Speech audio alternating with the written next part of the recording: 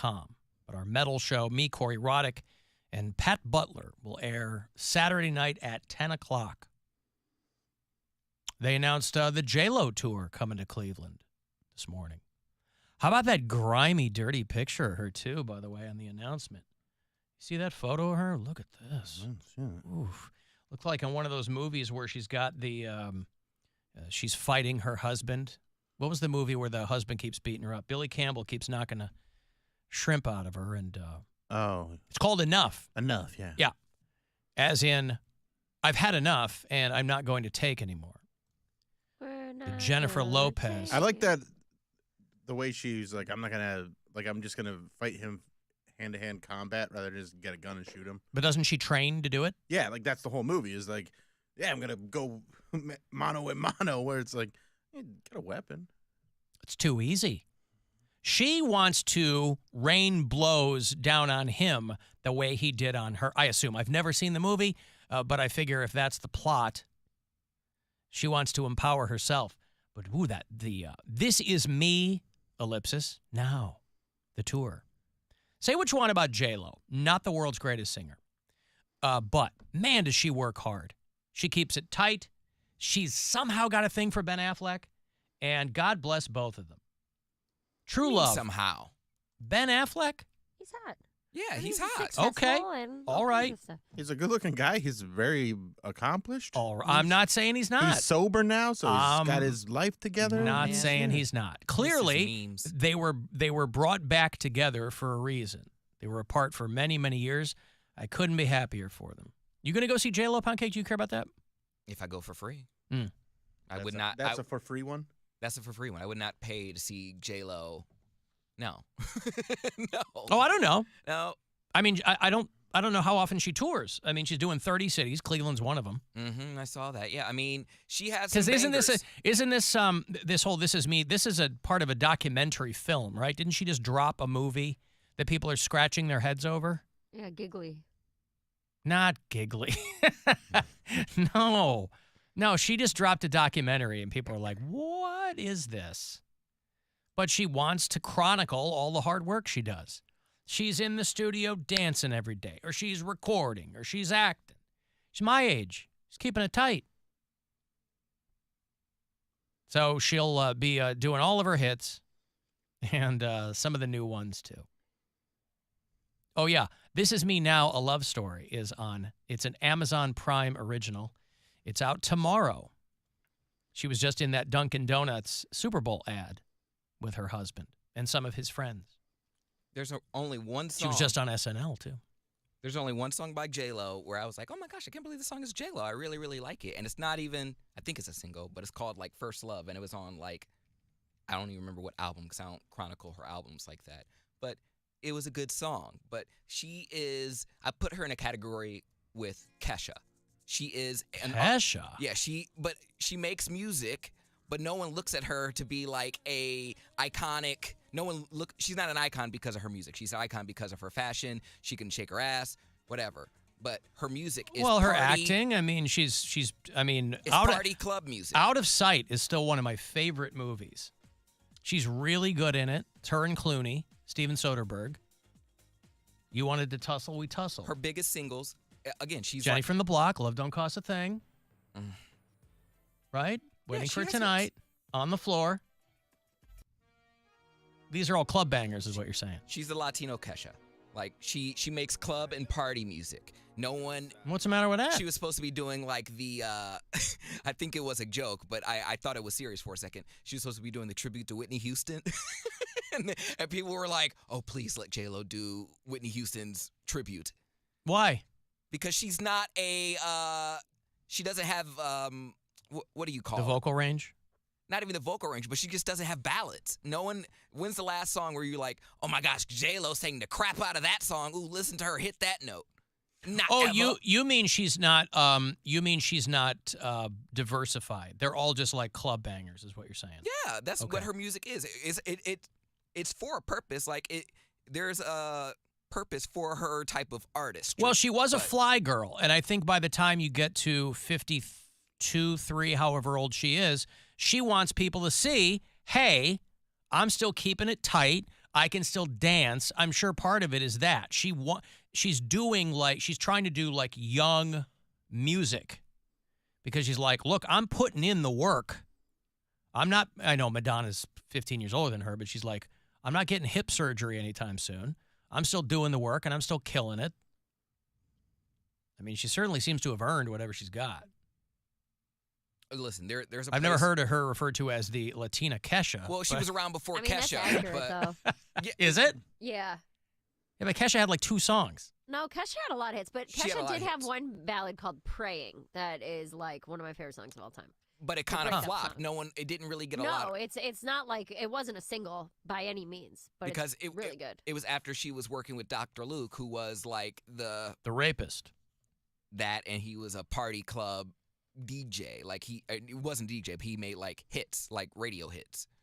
But she was around before Kesha. I'm just saying that genre of music is for radio play, TikTok, and clubs. Like Especially the song TikTok. I remember when I played J-Lo, there was a song called I'm Into You with Lil Wayne. I played it at one of my college parties, and the girls loved it, but my roommates looked at me like, bitch. It Like, was whack? did you put on J-Lo? I was like, what? I really like that song. Good song. Nah, nah, nah, nah, nah, nah, nah, nah, nah, nah. Like, and they were, it just like brought down it brought a different vibe. In the So what? Is she just considered like musically an opportunist or what? Like she'll just No, there is.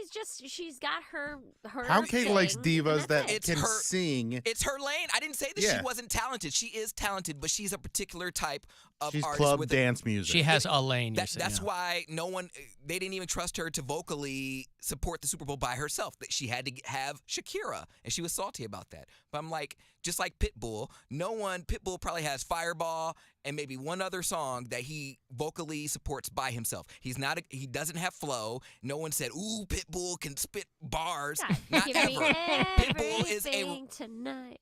Pitbull is a radio artist. And a Well, party every artist. Pitbull song is a collab, right? It's always Pitbull FT somebody else. Right. Same with Flo Rida. No one said, ooh, don't get Flo Rida in a cipher. He gonna eat you up. No one ever says that. But they have a particular genre. Right. Genre. They have a Yeah, they particular do. Genre in Uh-huh. pop You know music. what? Let's get the Pitbull Daddy Yankees. This halftime popular show. genre, this Pitbull six-letter Daddy genre, Yankee? this Yes. genre. Daddy Yankee will eat you up. Oh. Let me out. I would not Oh, want boy. to be in a cipher with Daddy Yankee. gasolina. Yeah, no. Like the artists that are still famous and they haven't put out a single in years, fear them because they've been keeping it hot this whole Daddy time. Yankee. No idea what he's saying, but that's like when I think of Daddy Yankee, I think of like middle-aged white ladies doing Zumba. Like when I know that's Jazzercise? That's not Zumba, which is like it's like Latin dance workout.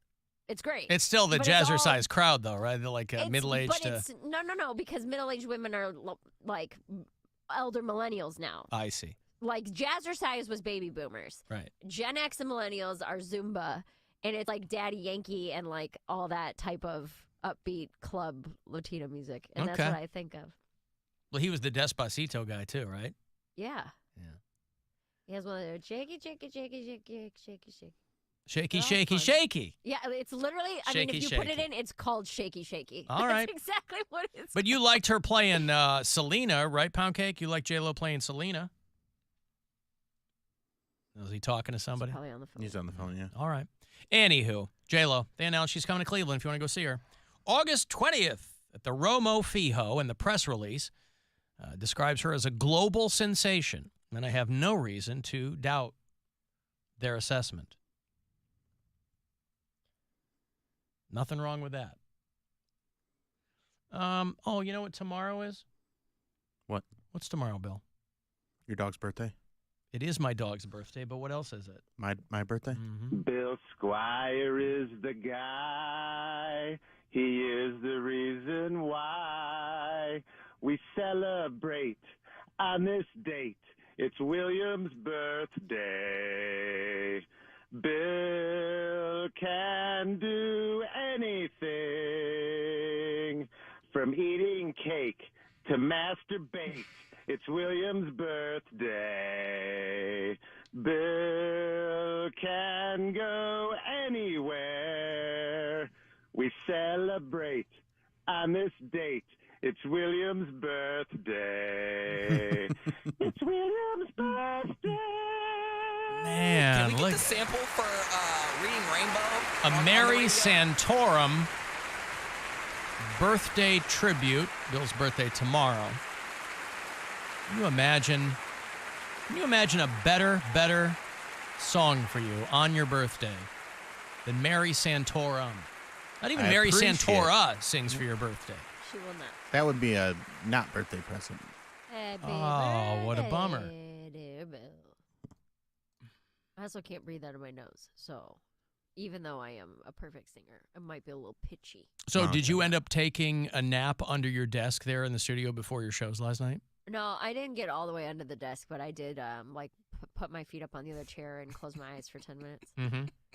You 10 know? minutes. So tired. Well, I had to eat. I had to go grab something to eat beforehand, and then yeah, it was good. The first two shows were great. They were both sold out and so much fun. And then the last one. Listen to all this. Here's what I'm learning about being in New York: is that nobody's on time and nobody cares if you're late. That's basically what it is. I thought it was the exact opposite. I thought, So did I. wow. Well, there's never a downside to being punctual, though. Well, there is, and I'll tell you exactly what it is. When you show up for an 8 o'clock show at 7:45, and then the show starts at 8:25. Yeah, but you don't have any way of knowing that. But that seems to be a pretty consistent thing here. Well, yeah. And so I get to the show, and I have a show. My set times are 8:30 and 9:15, and they're 20 minutes apart, 15-minute sets. So if I go on at 8:30, So they're waiting for people to straggle in? no, it's Valentine's Day. So there is a line around the block gotcha. of people coming in.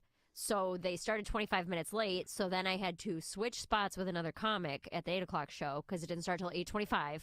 Switch spots and cut my time so that I could sprint over a mile from one club to the other. And then when I got to the second club for my 9:15 spot, I got there at 9:10, and that show still hadn't started yet. Ah. And they were like, yeah, we're probably going to be about 20 minutes behind. I'm like, so what the hell am I running around? Yeah, so it's like Well- pushing and every changing my spot down. times? Yeah. Yeah. It sounds like you just need to get people's numbers But it's also frustrating because and it's be like, hey, what time are did- you going to start? I text the manager and I was Yeah. like, hey, I might be a little bit behind on my 9:15 spot if you want to change me to a 9:30 spot. And he's like, yeah, no worries. Just let me know when you're leaving the other club. But he wasn't like, oh, we're going to be a half hour late anyway. Don't worry about Because it. they probably all know that everyone's running from club to club, and Yeah. there's a consideration there, which, again, I thought New So- York didn't care. Well, but the Right. line around the block is going to do it. But not every show is Valentine's Day. Right, but I'm saying this was just yesterday. So the first two were great. The 8 o'clock show and the 9 o'clock show were incredible. Sold out, super fun, really, really great. And then my next set, I had a set at 9:15, and then I didn't have another one until 11:45. So I was just like hanging out for two and a half hours. And then the 11:45 show is in a room that seats about 100, and there was like 20 people there. Mm-hmm. And it's 11:45 on Valentine's Day. Like, they're tired, they're drunk, they want Right. to go home and have sex. Mhm. Like, they could not care less about what I was saying. And there's this really Why were they there in the hammered- first place at 11:45 on Valentine's Day? Well, it was a 10 o'clock show. Oh, So they had already seen 7 other comics. gotcha. It's, like I said, late, drunk. They're probably getting horny or tired or both. Your spot And was 11:45. My spot was, I was the I last see. comic Yep. at 11:45. And it didn't go very well. I didn't bomb or anything like that, but it's not my best showing or the audience's best showing. I will say that. But to have 20 halfway listening, mostly drunk people on Valentine's Day Right. at midnight was probably the most difficult spot. I've done Diminishing so far. returns for performer and audience. Yes. Huh. Yes. All right. So So it you was a get long home night. when? I got home about 12:30. And did you wake Brian up? No. So give him a little I mean- FaceTime beef? No, I texted him and he was asleep. Oh. But nothing crazy. We might FaceTime beef tonight. We'll see how it goes. Because I only have one show tonight. Let's at make that happen. 7. Let's make FaceTime beef happen, Bill. Just- Mm-hmm. Uh-huh. I have one show tonight at 7, and so I should be home by like 9:30. I wonder what people thought when the people that subscribe to our YouTube channel, the clip of you in your skirt, like it pops up when you open up YouTube. I was like, oh yeah, I remember that was. What, the thumbnail? Yeah. All right. Well, I mean, they're probably just watching and change go, it. okay, Yeah. there you go. Right. I know, but it just, I know what you're They- trying to do there, and it's funny. Yeah. Gotta keep them clicks a clicking.